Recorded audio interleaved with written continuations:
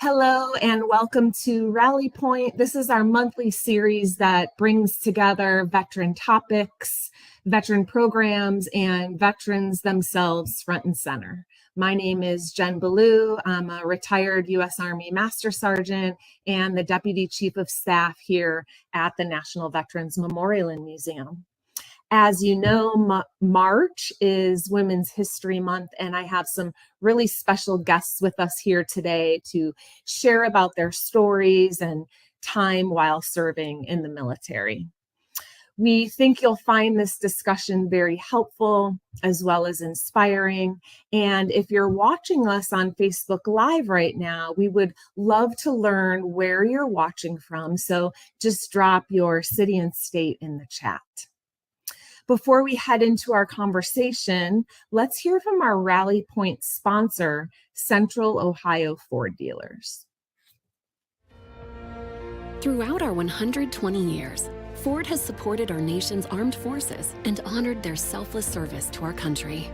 The Central Ohio Ford Dealers are proud to continue this tradition by investing in the work of the National Veterans Memorial and Museum in Columbus. Together, we want to share the veterans' heroic stories and introduce a grateful nation to the faces behind our forces. Please join us monthly to hear inspiring educational stories from our veterans who have gone above and beyond their call to defend freedom around the world. The National Veterans Memorial and Museum and your Central Ohio Ford dealers. Together, we will never forget. Today, we are joined by C.T. Moss and Kim Guedry. You all know the National Veterans Memorial and Museum is a storytelling museum. We share the stories of veterans from all services across all eras, both from peacetime and during wartime. And so to begin, I would love for each of you to share your story, both your military experience and then what you're doing professionally now. Let's begin with CT. First of all, thank you, Jen, for having me. I'm super excited to be here today. My name is Carlandra Moss. I go by CT. I'm an Army First Sergeant with almost 25 years of service. I am also an executive certified life coach and the director for our campaign for inclusion with Blue Star Families. My proudest role now is being a military mom. My daughter serves in the Air Force and my son is in the Army. And so I am truly invested in continuing my service even after retiring. So super excited to be here with y'all today. And I'm coming to you from Tampa, Florida. And Kim. Thank you, Jen. I hail from the Twin Cities in Minnesota, and I'm a proud Coast Guard Academy graduate. After several years on active duty, including commanding an 87-foot patrol boat and several years in the reserves, I ran a couple of startups and relatively recently exited them and am currently a director of business operations at Lumen Technologies. And I'm also still a Coast Guard reservist, and my unit is at the Defense Innovation Unit in Silicon Valley. Just this past week, I actually did go back on active duty for a phenomenal opportunity with the Cybersecurity and Infrastructure Security Agency. So I will be with them supporting their efforts in their National Risk Management Center for the next 6 months. I wear many hats from a military perspective. Not only have been active duty and a reservist myself, but I'm also a military spouse. And with two boys, school-age boys, having moved many times in the course of my husband's career, I certainly understand all that goes into that as well. So thank you, Jen. Wow. Thank you, ladies, so very much. I'm hearing a few themes as you both shared a little bit about yourselves already. But before I share the words that are coming to my mind, again, I would love for our online audience to type what word or maybe words come to mind after you hear or you heard a little bit more about CT and Kim. The words that are coming to mind for me are courage, strength, and resilience. And so let's just jump into a few questions. Kim, I understand that you are getting ready to retire from the Coast Guard soon. But when you reflect on your service, what would you say your biggest challenge was, and how did you overcome it? With respect to the biggest challenge, for me, I really think it was not something in the service or while I was serving. It was more as I wore that military spouse and mom hat. And it was that moving and reestablishing every 2 to 4 years, and having a teenager leave friends and having to reestablish home wherever home happened to be at that time, to greater complicate things. We also have a special needs son, so obviously some of those things and those resources and those networks that you build and create, it's a challenge, right? And that's just one of those things that we learn to deal with and learn to surround ourselves with a great group of friends. And fortunately we have family who could travel, so we created home and family with existing friends and other service members wherever we happen to live. And how about you, CT? Anything that comes to mind for you that you'd like to share? I have a very similar answer as Kim. One of my biggest challenges was constantly moving. The every 2 to 3 years, we have a data point now that talks about how 600,000 service members change duty stations every year. That's from retiring to just maybe a permanent change of station, over 600,000. And so that was also my concern of moving every few years, changing schools, but most importantly, finding that sense of belonging within the community. We don't always get to choose where we live, but despite that, I do believe that all of us should welcome in the communities in which we serve. And so just finding, whether it's if you're religious, finding a new church home, or just finding for new friends and just being welcome in that community where oftentimes they've been there for years to come. And we're just here very temporarily. That's always been a challenge. And so although resources are at our fingertips, nothing really can just help you with that human connection. And so that's been my biggest challenge. And we've evolved over the years with Facebook and social media, being able to kind of reach out ahead to say, hey, I'm coming to the area, in spouse groups and other resources. But I remember early on in my career, that really being a huge challenge for my family. Yeah, thank you so much for sharing. And while you were doing so, it's a beautiful segue into my next question, because you talked a little bit about community. And so I'm wondering, CT, how do you continue to make an impact in your community today? And why is that important to you? So I'll start off by telling you why it's important to me first, and then I'll speak on what I'm doing. With having almost 25 years in the military, I often think about, and I've shared this with my children, like I spent my entire adult life in the military. And so once I retired, I knew it was going to be important for me to continue to stay connected. One, because that's all I know. But secondly, and most importantly, is that my children are serving.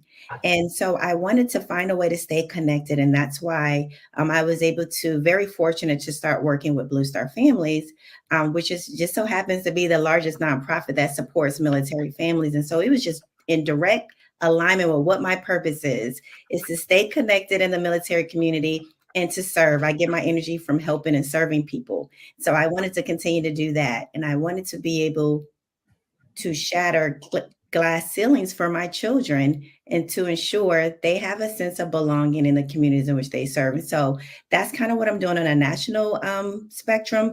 Locally here in the community, being a life coach, I'm giving back specifically to the Black community. And so I'm often in the community with my family. We just so happen to have a Blue Star Families Tampa chapter, and I didn't come on board today to talk about Blue Star Families, but it just so happened to be kind of part of my purpose and my passion. But I continue to help with local. We have an Air Force base here, and so I'm constantly on base helping to mentor, because that's a passion that I have, to young women to everyone that's in the service, but particularly to young women. And so I'm just grateful to be able to continue to stay to connected with the military community. How about you, Kim? Your community very recently, it hasn't changed, but you found yourself surrounded by maybe a newer community. So what's coming to mind for you? Yeah, so for me, I joined a humanitarian service, right, with the Coast Guard. So I've always had that sense of wanting to give back, wanting to help. And so, for a couple of decades, I've done that through a Coast Guard capacity. And for me, it's also, I truly believe that one person can make a difference, right? So it's finding that connection in meeting a need with what somebody's propensity to give or share is, right? So, for example, in addition to the reserve still, I volunteer through the North Texas Military Foundation, and I'm on the board there. And so for me, it was finding an entity that gave back locally to help support military and veterans and their families locally. So for me, I'm a strong supporter and strong believer that it's just a matter of finding that match with people. And I'd love to help, facilitate that and find that for others. Thank you so much. So I mentioned that March is Women's History Month, and I'm going to ask each of you to share a little bit about a woman that has positively impacted your lives. But before I do, I'd love to get some input from our online audience and ask you to type the name of a woman, or perhaps there's a few women that have positively impacted your lives, and then maybe even share a sentence or two about her. So let's begin with Kim. Is there a woman that comes to mind for you? And maybe you could share a little bit about her? Yeah, of course, I'd love to. So for me, it's my mom. She has sort of been our bench strength. I was born and raised in Minnesota. So obviously the Coast Guard footprint there is not as substantial as it is along the coastlines of the United States and even worldwide. My mom not only dropped whatever she was doing to come and support my family when I was mobilized or on active duty. And so the courage and the strength and just her ability to just stop her life and come and support ours is remarkable to me. Having grown up in a fairly blue collar family, my dad was a railroad worker and my mom was a lunch lady. I learned that you got to where you wanted to go, and through grit and resilience and that tenacity, and she in her actions and in supporting us really showed that to us throughout her whole life and our whole lives. And her willingness to do that is just, to me, it's remarkable.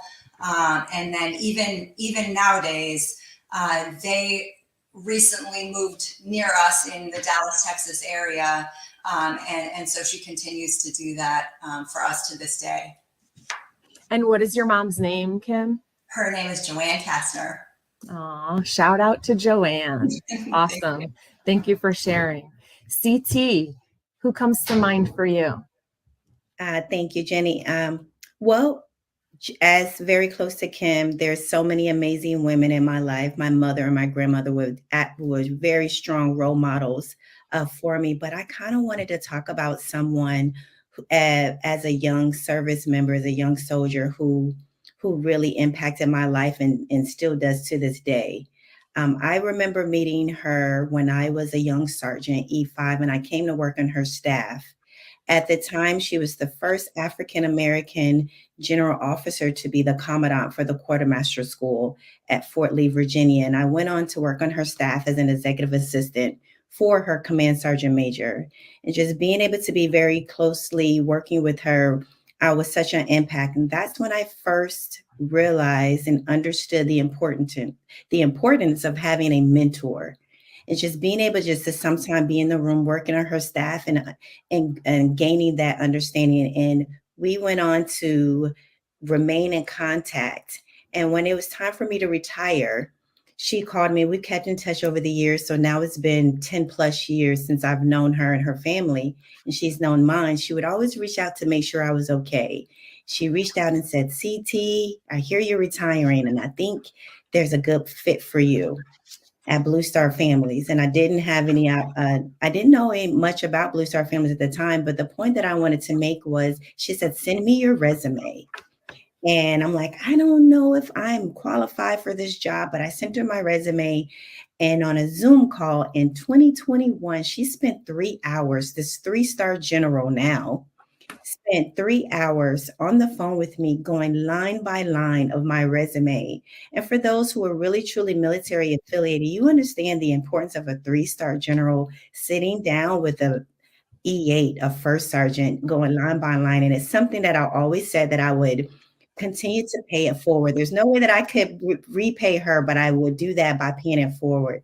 And to this day, she's just so happens to be the chair. Her name is Lieutenant General Gwen Bingham. And just her mentorship, her investment in me, because, you know, there is definitely a difference between someone investing in you and someone really mentoring you. And she truly invested in me. And she tells me today, CT, I saw the talent in you, and I'm an expert at talent management. And so I just wanted to kind of give her a shout out to Lieutenant General Gwen Bingham, my mentor, understanding how important it is for women to have their mentors, especially while serving, because we're a small percentage in the military. And so shout out, thank you to ma'am. I appreciate your leadership and your mentorship. Wow. Thank you, ladies, both so much. Just as a friendly reminder that you just never know who you're going to positively impact, no matter how much or little time that you spend with them. So I was just kind of reflecting while you were both sharing over the last few minutes on how we've all gotten to this place in our lives. And, you know, there's been a lot of successes, obviously, but there's also probably been some bumps in the road or failures. And so I'm just wondering if there's one or the other that just sort of stands out to you to have helped you get to where you are today that you might be able to share. Sure. So for me, I don't think that there has been any huge substantial success or failure. For me, I am where I am today because of a series of, you know, opportunities and actions and decisions and all of these things that, you know, culminate together. Right. And so for me, it's some of those things when I look back on that, the victories or the things that I find most meaningful, or that leave an impression with me are those opportunities that I've had to have conversations with. And to your point, you never know when you're going to influence somebody with a conversation or a comment or what have you. So for me, it's not necessarily those mentorship opportunities, but almost those sponsorship opportunities, right? Like if I can open the door by either a network I have or a contact that I have, and then that grows and evolves and develops into something successful for somebody else. To me, that's where I find meaning. You know, as Kim talked about sponsorship, it also made me think about being a broker. And that's what I kind of call myself now. I am a broker for those, and just being able to pay it forward. I do have a particular story that I want to share. That's something that's so meaningful to me. When I was a first sergeant, that was by far my hardest but most rewarding job. Most rewarding because hard, as we all know, being in the military alone can be challenging. It comes with its challenges. But just being able to, I'm just so passionate about mentorship. And to Kim's point, being a sponsor.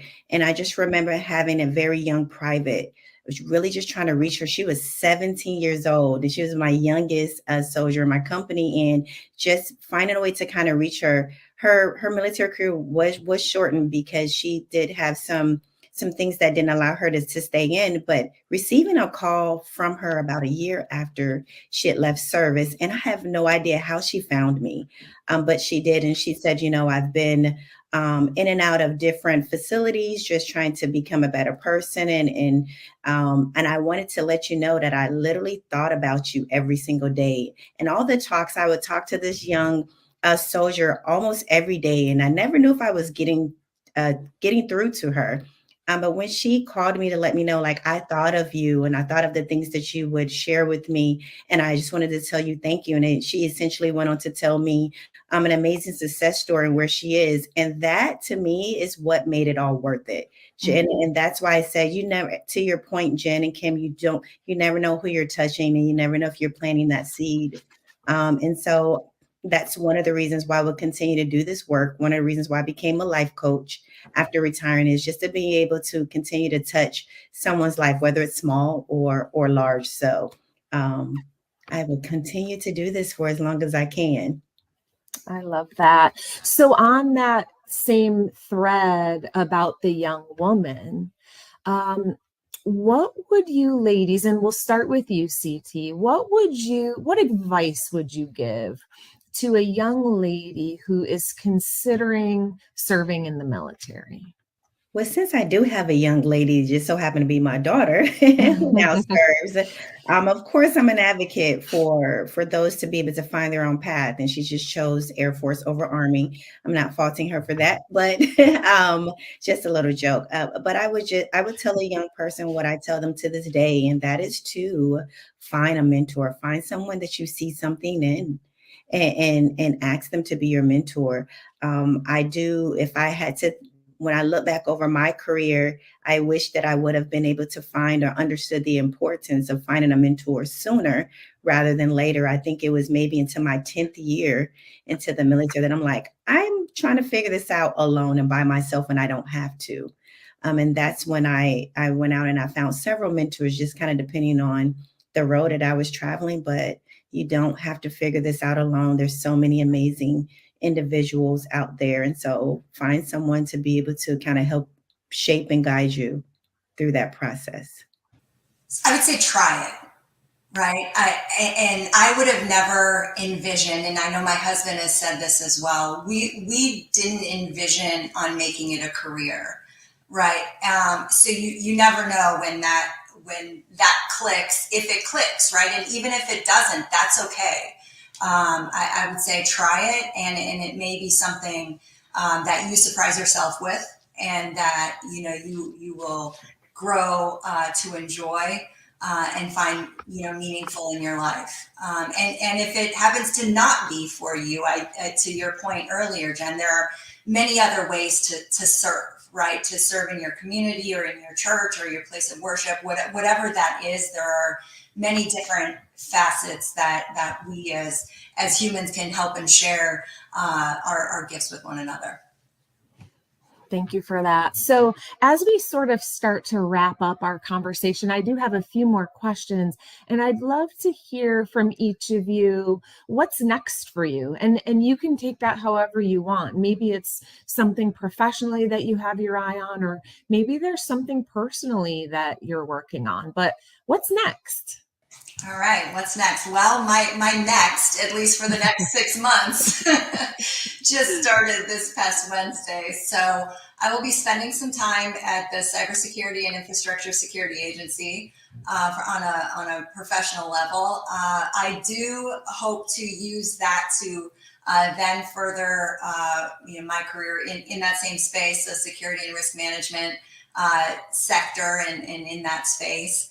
And at the same time, we're at a crossroads with our kids where my oldest is looking to go off to college next year. And so, next year's his senior year. So, I am really looking on a personal level to cherish that time that, we have left before he moves on with the rest of his life, really. And, so yeah, from a personal standpoint, to slightly slow down a bit. How about you, CT?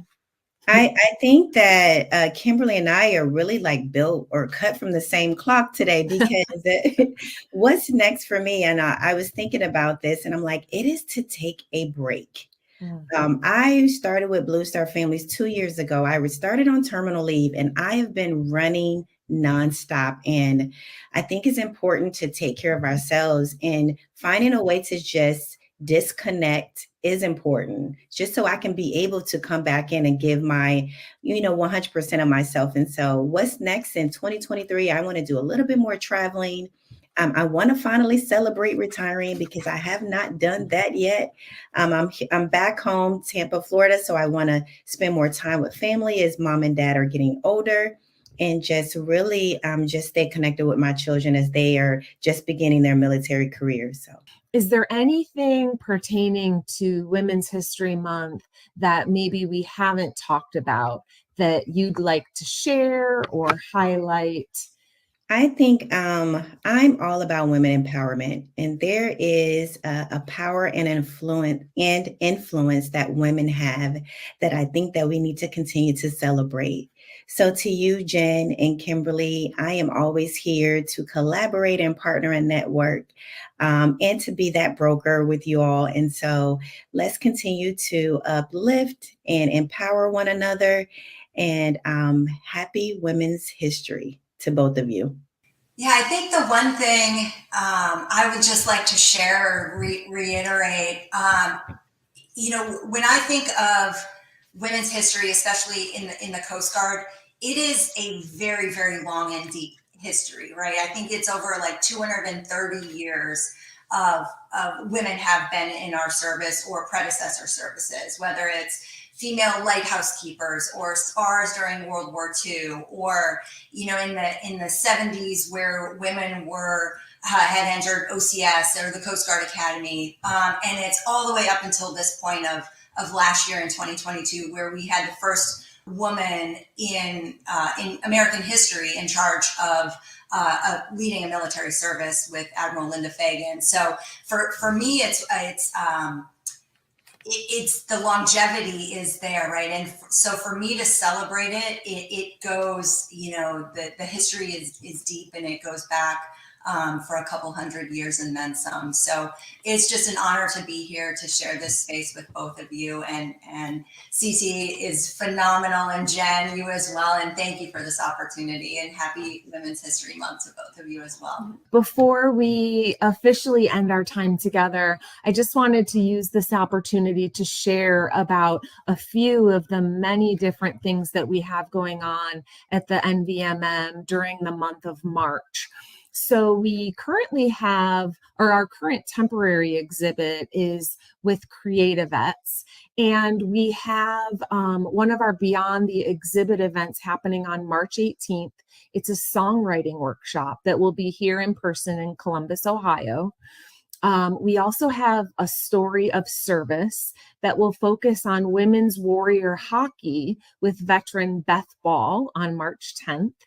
And then we'll be doing a wellness weekend, March 10th and 11th. On Saturday, March 10th, we have two events. We have a Brazilian Jiu-Jitsu seminar led by Laura Halleck, and we have a Intro to Fly Fishing workshop with Project Healing Waters Fly Fishing. On Sunday, March 12th, we have a Resilient Warrior Day Retreat led by myself. All of those events and more can be found on our website. That being said, again, thank you so much for joining us, and we look forward to connecting with you soon. Thank you.